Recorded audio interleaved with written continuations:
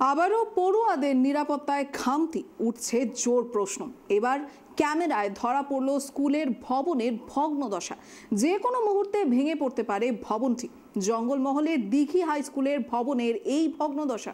পুরুলিয়ার মানববাজার 2 নম্বর ব্লকের দিঘি স্কুলের পঠন পাঠনের সুবিধার্থে বানানো হয়েছিল রবীন্দ্র ভবন নামের একটি ভবন, কিন্তু বানানোর কিছুদিনের মধ্যেই ফাটল ধরেছে সেই নীল সাদা ভবনে। এক রিপোর্ট। নির্মাণের 2 বছরের মধ্যে স্কুলের রবীন্দ্র ভবনে ধরেছে ফাটল। নিরাপদে নেই স্কুল পড়ুয়া থেকে শুরু করে শিক্ষক শিক্ষিকারা। এমনটাই অভিযোগ উঠেছে পুরুলিয়ার মানবাজারের দিঘি হাই স্কুল কর্তৃপক্ষের বিরুদ্ধে। এলাকাবাসী থেকে শুরু করে অভিভাবক অভিভাবিকাদের অভিযোগ, ছাত্রছাত্রীদের জীবনের ঝুঁকি নিয়ে বিদ্যালয় কর্তৃপক্ষকে ব্যবহার করতে হচ্ছে এই ভবনটি। কি বলবো, এটা খালি সম্পূর্ণ ঠিকাদাররা খালি আমাদের দিদির সাম্রাজ্যের চুরি করতে বসছে।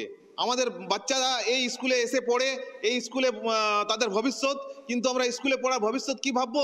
তাদের জীবনের একটা সব থেকে বড় আশঙ্কা যে তারা স্কুলে যাচ্ছে, এই বিল্ডিংয়ে পড়ছে, আবার তারা বাড়ি ফিরে আসবে কি আসবে না। এটা একটা বিরাট দুশ্চিন্তায় আমরা রয়েছি। দুর্নীতি অবশ্যই, দুর্নীতি না হলে 2 বছরের মধ্যে একটা এত বড় বিল্ডিং কি করে তার দেওয়াল খসে পড়ে? এই জন্য দায়ী করব আমাদের ঠিকাদার আছে, সেই সাথে স্কুল কর্তৃপক্ষ আছে, সেই সাথে আমাদের বিডিও সাহেবের অ্যাপ্রুভেল কমিটি আছে, যারা এই বিল্ডিংটাকে সম্পূর্ণরূপে করেছে। অবশ্যই প্রত্যেক দিন আমরা ভাবি যে এই স্কুলে যাচ্ছে, পাছে ওই রুমে ওই বিল্ডিং এর মধ্যে যদি থাকে, তাহলে যদি এই বিল্ডিং এ বিশেষ করে অনুষ্ঠানগুলো হয় এবং পরীক্ষাগুলো হয়, এই বিল্ডিং এর মধ্যে থাকলে পরে আমাদের ভয় লাগে যে তাতে করে কোনো মতে যদি বিল্ডিং এর ছাদ খসে পড়ে, মাস্টাররা তখন কি দায়ী নিতে পারবে?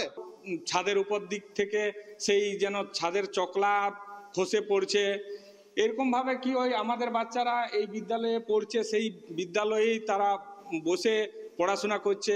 উপর থেকে সেই মানে কি বলবো, ওই ছাদের যে চকলা মাথায় পড়ছে, এরকম ভাবে এই 2-3 দেখুন, দুর্নীতির বিষয়টা আমরা কি করে বুঝতে পারবো, কিন্তু দেখা যাচ্ছে 2-3 বছরের মধ্যে যেরকম ভাবে আমাদের বিল্ডিং এ ফাটল ধরেছে, তাতে করে আমরা বুঝতে পারছি যে সম্পূর্ণ এটা দুর্নীতিতে মানে পরিপূর্ণ হয়ে আছে।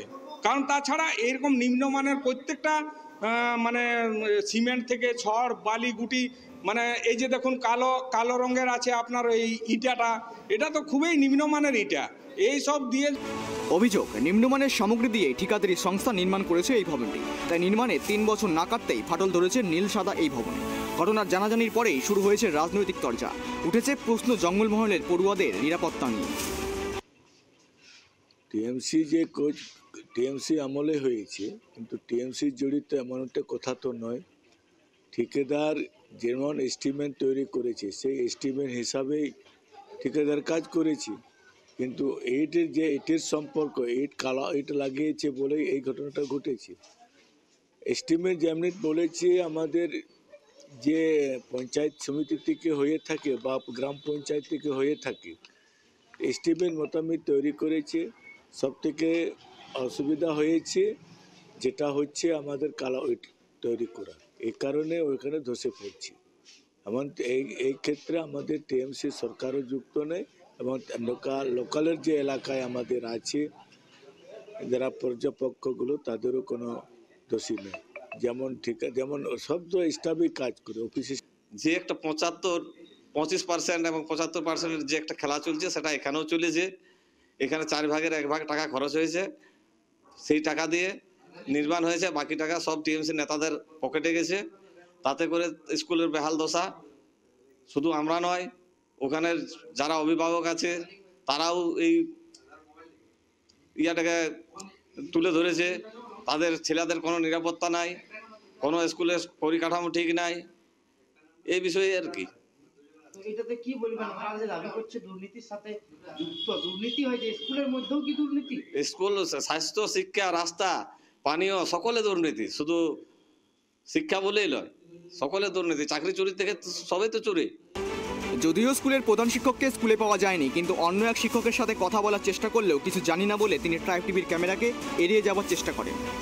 বলবো ও সম্বন্ধে আমাদের কিছু বলার নাই, কারণ ও সম্বন্ধে কিছু বলার নেই, মানে কিছু জানিও নাই আমরা। কতদিন আগে নির্মাণ হয়েছে? কতদিন আগে হয়েছে অত তো খেয়াল নেই। কত টাকা ওসব কিচ্ছু জানি নেই। ওই বিল্ডিং সম্পর্কে আমাদের কিছু জানা নেই।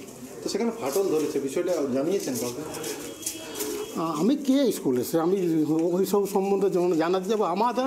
আমরা শিক্ষক, আমাদের কাজ হচ্ছে আর টাইমে আসা, টাইমে যাওয়া, টাইমে ক্লাস কিন্তু করা। শিক্ষক হলেও তো কোথাও ছাত্রদের নিরাপত্তাটা আপনাদের দায়িত্বের মধ্যে পড়ে। দায়িত্বের লোক আছে ভাই, আপনি বললেন যে দায়িত্বের লোক আছে, সমস্ত দায়িত্ব ঠিক আছে। এখন প্রশ্ন উঠেছে, স্কুলের শিক্ষক শিক্ষিকারা কি এভাবেই পড়ুয়াদের জীবনের ঝুঁকি নিয়ে ভবনটি ব্যবহার করে যাবেন? আরও অভিযোগ, এই বিষয়ে স্কুল কর্তৃপক্ষ কর্ণপাত করতে রাজি নন। তবে প্রশ্ন থেকেই যায়, কি এই সমস্যার সমাধান হবে না? আর হলেও কবে এই সমাধান মিলবে? পুরুলিয়া থেকে Amit Kumar Mahato report, tribe TV.